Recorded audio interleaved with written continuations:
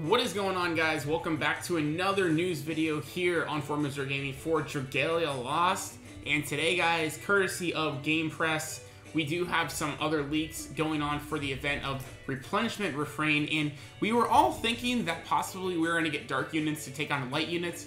But actually, we are going to be getting dark units, it looks like, from the banner. But we are also going to be taking on a dark unit, which, honestly, for me, that's a great thing. Because with everything with the emulators, getting currency right now is a big problem. And I was not wanting to really have to go hard and summon on the next banner, which if it's just going to be another light 5-star, I probably more than likely will skip. Maybe I'll do a couple singles just for a video and like the free tenfold. But I'm going to definitely be saving my Diamantium for another banner. But let's go ahead and hop into some leaks and just some screenshots and just go over them real fast. So I don't really know too much what this is here. I'm still confused about what these little digraphs are, but anyway, did you like songs? If so, you must come see. I'm Elias of the Harmonia Choir, and we'll sing many a song for you, but make it fast. I don't know how much longer my voice will last. Coming soon to Dragalialost.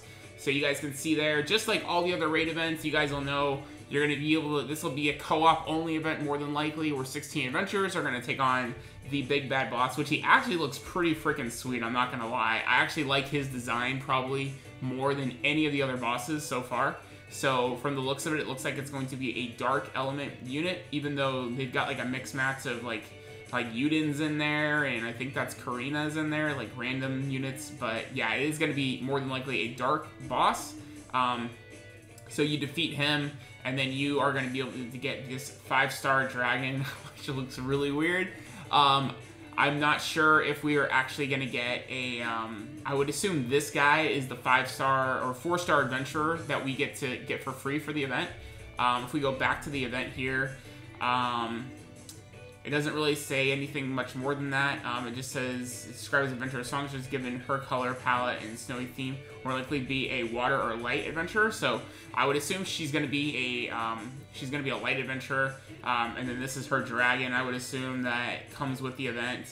And I assume it's going to be kind of along the same things. They don't really have any information in here that there's going to be any other, you know, curveballs or anything like that to watch out for. This is the only information we have so far. So, and let's see, yeah. Okay, so I'm just seeing if there's any other news updates that we have.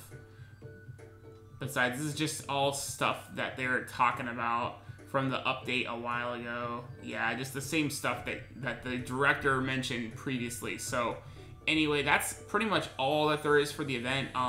Real quick, since this is like a super short, there aren't really too much to go into with the leaks.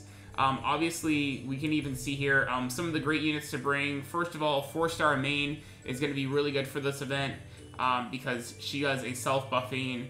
And then as far as we go down here to her skills, where are we at? Here we go. So deals 82% damage AoE. And then her level 2 for her support skill is going to be increased user strength by 15% for 10 seconds. It increases max HP by 10% for the remainder of the quest. Once HP buff reaches the limit, HP buff is granted instead. So we have similar, like Lowen has a similar ability with that as well, where he gives increased HP and then something else happens after that. So this is going to be really good. She makes use of capping out your HP and then giving yourself HP recovery. And a lot of us are also going to have the vampire healer too. So you guys could definitely bring her as well to try to help you guys out. Obviously, Halloween Elisane is going to be awesome because she is a great DPS unit and does a lot of everything for events, especially on raid bosses where she has lots of AoE attacks.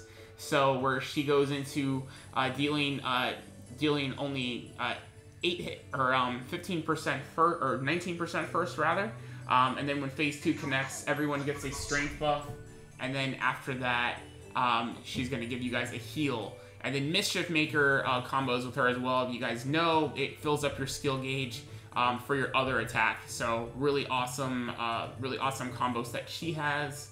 Julieta, obviously the other 5-star DPSer unit, is going to be really good for this event as well. Simply because she just deals massive damage, 104% of 2 hits to the enemy. and pretty cool because her iframe's actually really good as well to avoid hits from the boss. And then Indomitable Spirit for 10 seconds. The unit grants a defense increase of 50% and immunity to knockback. So I believe this is only for herself though, but the fact she can't get knocked back is really good. So she has a built-in defense, and then she has really good DPS as well. And then Slayer Strength is pretty cool as well. Interested to see what the stats element will be, if it's going to be poison or if it's going to be curse. I would assume it's going to be one of those things. And then her ability 3 is actually really good. Grants an HP regen buff of 20 seconds when HP drops to 30% once per quest. That's really good. That's actually a really powerful ability, passive ability. So unfortunately, I do not have it, so I can't do anything with that. And then let's go into our adventures. Where are they at? Here we go. And obviously, we're gonna go into Hildegard. Still tier 1, still one of the best healers in the game. Oh, awesome! It actually won't. When we go to tier list, it actually won't do that. Okay, that's cool, man. All right, adventure list. There we go. All right. All right, Hildegard. We've gone over this unit so many times, so I'm not going to really go into it too much. Just, she has skill prep. She has a Radiant Savior, deals HP and removes curses of all allies. And then Sacred Guardian grants a big shield that nullifies damage less than 30% of their maximum HP and gradually recovers HP for 15 seconds. So this has both of her abilities, or I'm sorry, Radiant Savior is the one that's just restores one time, but Sacred Guardian is the one that restores over time, like Verica's heal does, and then also gives you a shield. And then also this effect is actually going to keep getting better with a main if you have her, because then your max HP is going to increase. And once you cap that out, then this heal is going to do even more things. And she has 100% skill prep, so one of the few healers in the game that actually starts completely ready to go, which is really dope for sure. She's got the curse res, and then she has plus healing and recovery potency abilities as well. So awesome unit. So that's pretty much all the units I wanted to go over. Those are the main ones to look out for. Some other ones you can use reuse in. It's probably another great go-to unit as well. You know, it just depends on what your box is. Obviously, there's other units we could go over real quick, I guess. But those are the main ones you definitely want to bring as a main. You want to bring Hildegard, you want to bring Julieta, you want to bring Halloween Elisane. And then let's see, who else do we have here? Scroll down just a little bit. Halloween Althemia, that's the other healer we were talking about. It's really good. Ron is pretty good. I'll just briefly touch on him real fast. So he has reduces strength without fail, which is really good. It's a built-in debuff. And then inflicts stun without fail. So that's cool that both of his abilities they can't have immunity.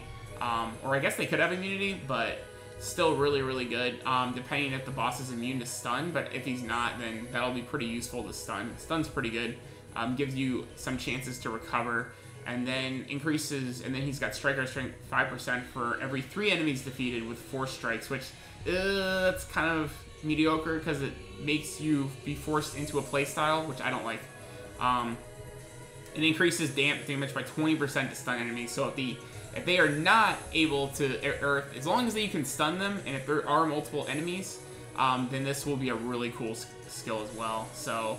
But that's pretty much all I wanted to go into, guys. Obviously, if you guys are waiting to see what the light unit is going to be, obviously from the leak, and more than likely it will be a light unit, and to see how good she will be, you may want to hold off some resources and not use up all your resources to be mana circling and awakening and all that kind of stuff on units. So you may want to save some. I got to build up my Hildegard, but outside of that, hope you guys all enjoyed today's video. Hope you guys are excited for the next raid event. Let's hope it is a good one and we get some good rewards and it's not too grindy. Definitely like how they've been taking a step back from it not being as grindy as they have been. So definitely excited to see that. But until then, guys, this is Fort Misery Gaming. If you guys are new to the channel, as always, please do hit that subscribe button down below. Like, comment what you guys think of the video, and definitely share it out. Will be very much appreciated if you guys do that for us to keep on growing the Fort Misery family. So thank you guys so much once again for checking out my video today, and we'll see you guys in the next one. Peace out.